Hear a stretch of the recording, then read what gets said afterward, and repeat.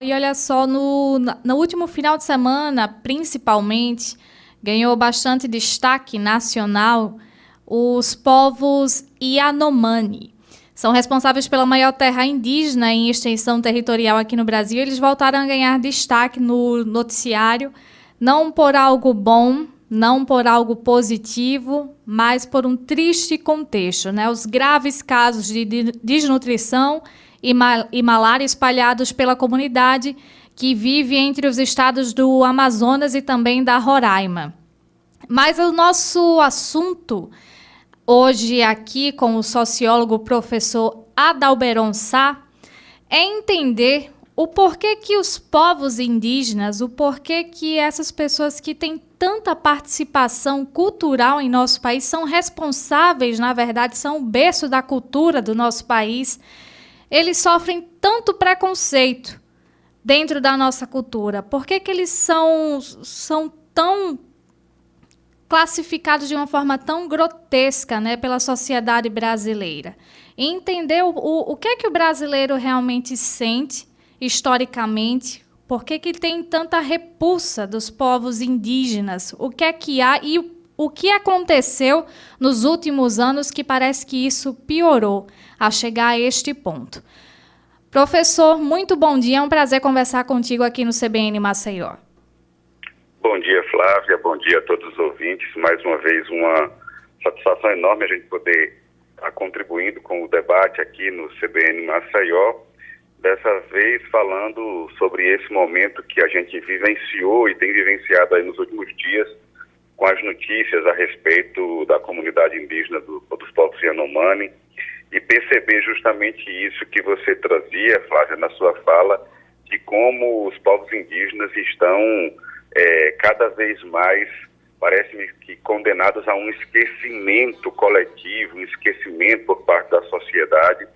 e infelizmente porque a gente está falando de uma realidade onde os nossos povos indígenas, que muitas vezes só ganham visibilidade, como você bem colocava, né, de forma negativa, e que não deveria ser assim, porque a gente está falando de quem trouxe, de quem tem a nossa riqueza cultural, de quem possui idiomas riquíssimos, suas línguas e dialetos, um conhecimento extraordinário sobre a terra, um conhecimento maravilhoso sobre saúde, e tanta coisa, um legado religioso riquíssimo, mas que, na verdade, historicamente, na verdade, desde o processo de criação, de formação do Brasil, através da influência portuguesa, a gente vem vivendo um processo de esquecimento, né, de tentativa de superação das culturas indígenas, que fazem com que a gente chegue a situações como essa que nós vivenciamos aí no último final de semana, e por mais que nos assuste, mas na verdade apontam para como nos últimos anos, nas últimas décadas, mas de forma especial, os últimos anos em que nós tínhamos um governo que deliberadamente atacava e se orgulhava de falar de forma pejorativa, de retirar direitos, de não garantir esses direitos básicos como a qualquer cidadão, mas especificamente quando se tratava dos povos indígenas, e isso foi piorando e chegamos a esse ponto tão alarmante que vimos no último final de semana. E, professor, como você bem colocou, isso é desde o período de colonização, né, do Brasil. A gente vem aqui com as caravelas, né, os portugueses chegando aqui. A própria literatura brasileira, por muito tempo, tratou os povos indígenas como uma população que não sabia do que fazia, como uma população ignorante, né? E a gente consegue perceber que realmente não é dessa forma, como um povo sujo, o que a gente sabe que na verdade não é, como um povo que não tem conhecimento das coisas, mas é uma população que na verdade conhece muito bem, principalmente a própria natureza. Com certeza, na verdade, às vezes eu falava muito sobre isso em sala de aula, de como a gente foi crescendo e tendo acesso às informações através dos livros didáticos e de todo o conjunto de informações a qual o processo educativo, né, no início da vida escolar, vai nos pautando sobre esse assunto, de como se fosse uma grande surpresa para os colonizadores a forma de vida e os costumes, a cultura dos povos indígenas, né? Então, aquela brincadeira de que os portugueses se sentem muito estranhos com a forma de se vestir, por exemplo, dos índios, mas a gente não é nos colocado na discussão histórica, já nos processos de educação infantil e do ensino fundamental, que esse choque também acontece do contrário, porque é um choque de culturas diferentes e que choca não só um lado, mas choca os dois. Mas o que a gente vê historicamente é um processo de tentar superar, de tentar aniquilar a cultura indígena de uma forma que consiga superar a sua cultura, negar a sua cultura, negar as suas origens, negar o amparo legal a que eles têm direito, como parece-nos uma tentativa de olhar o olhar do homem branco, né, de cima, de um viés desenvolvimentista e civilizatório, como que nós somos os civilizados e a eles não. Quando, na verdade, o que a gente precisa reconhecer é o conjunto de diferentes culturas que precisam interagir para a troca de experiências, para a troca dessas culturas e enriquecer cada um com aquilo que pode contribuir com a cultura do outro. Mas o que a gente vê historicamente, aí desde o processo de colonização, é justamente o inverso, né? Uma tentativa de negar, e na medida que eu nego, eu invisibilizo, eu torno cada vez mais distante aquilo do conjunto da sociedade e como que eu relego eles a viverem num ambiente distante de todo e qualquer apoio. E nos últimos anos, até aquilo que foi criado como a Fundação Nacional do Índio, foi criado para assegurar essa proteção, assegurar que aquilo que são direitos básicos constituídos não chegassem, porque a gente está vendo os povos indígenas chegarem a morrer de fome, sem assistência médica, sem assistência nenhuma. Então, tudo isso contribui significativamente para aquilo que já há um processo histórico aí das últimas décadas, e dos últimos séculos, na verdade, de fazer com que esse esquecimento coletivo da população indígena aconteça. É algo semelhante àquilo que também tentou se fazer, por exemplo, com os povos negros e com as suas culturas, com as suas realidades, mas que, graças a um movimento muito forte, esse embate fez com que o preconceito, o racismo voltasse, permanecesse em discussão permanentemente, e isso faz com que essa população não siga invisível. Mas da comunidade indígena, muitas vezes, a falta de representatividade faz com que a gente, sabe, aquela coisa que só lembra dos povos indígenas de forma folclórica e que não enxerga que são povos riquíssimos em cultura, que têm uma contribuição histórica com o Brasil, que precisam ser respeitados e preservados da melhor forma possível. Professor, hoje as escolas, elas tratam a história dos povos indígenas ainda de forma muito rasa? Tem espaço para ser aprofundado? Acaba que fica ainda de forma muito rasa, porque me parece que essa temática,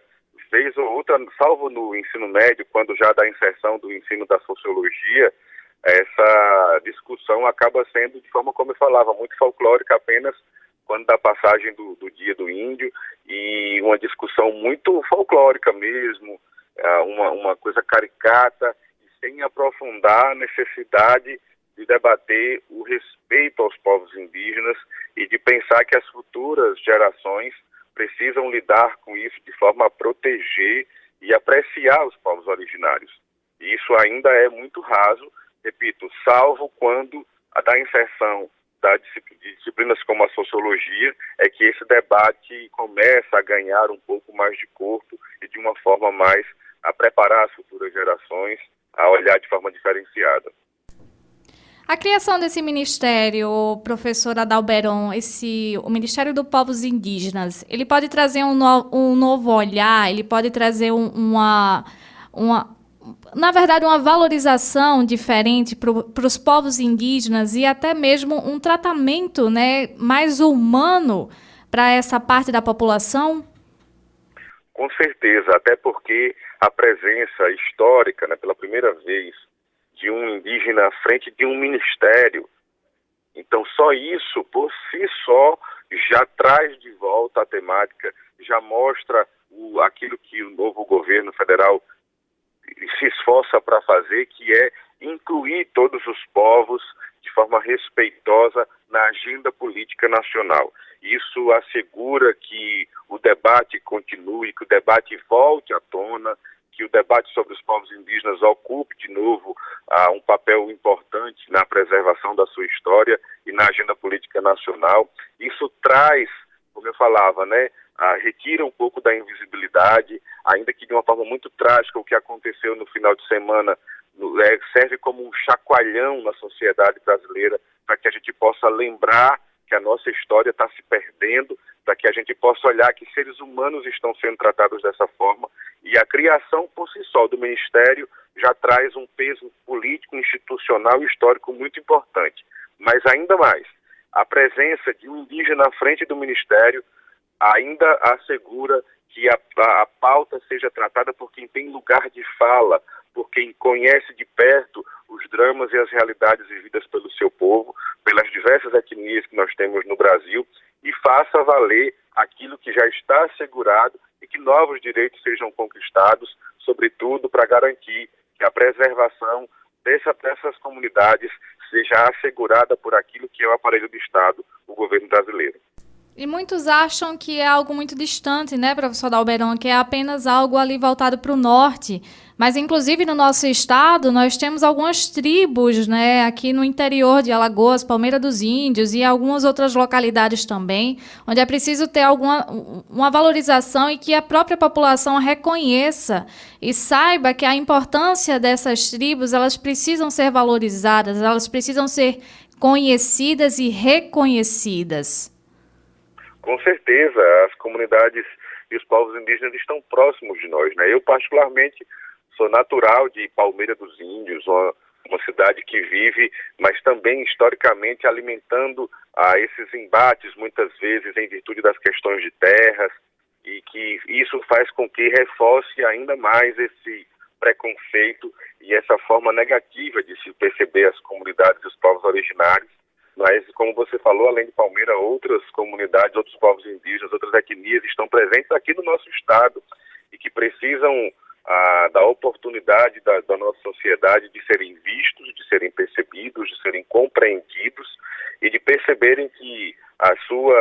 sua cultura e as suas contribuições para o nosso povo, para a nossa gente, estão por toda parte, né? Naquilo que nós falamos no dia a dia, a partir da linguagem, naquilo que nós comemos e nos alimentamos através da culinária indígena, do qual nós herdamos diversas contribuições, e que isso tudo precisa ser percebido, preservado e respeitado por todas as gerações. Então, aqui em Alagoas, nós temos diversas etnias que podem ser objeto aí da percepção de todos os alagoanos. Professor, foi um prazer conversar contigo aqui no CBN Maceió e trazer um pouco mais dessa explicação, né, e dessa explanação sobre os povos indígenas, para que as pessoas possam ter um olhar diferenciado sobre aqueles que estão em nossas terras, né, que estão no Brasil desde os primórdios e que possam ter uma valorização ainda melhor, um olhar diferenciado, um olhar dando um valor necessário que é preciso ter, aquilo que não foi dado anteriormente, mas que possa ser dado, pelo menos, agora. Com certeza, e essa percepção de que aquilo que não aconteceu antes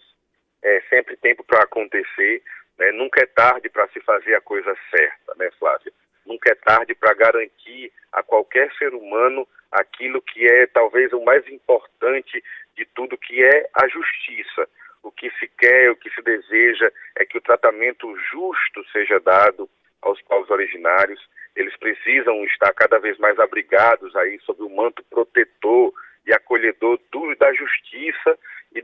assegurados os seus direitos e o respeito de toda a sociedade. E que essa tragédia que nós estamos vivenciando dos povos Yanomamis, pelo menos nos sirva como um alerta para que nós possamos enxergar cada vez mais que os nossos povos originários precisam do olhar atento, cuidadoso, zeloso do Estado e de toda a sociedade brasileira. Um grande abraço, um bom dia. Um bom dia, professor. Nós conversamos com o sociólogo professor Adalberon Sá.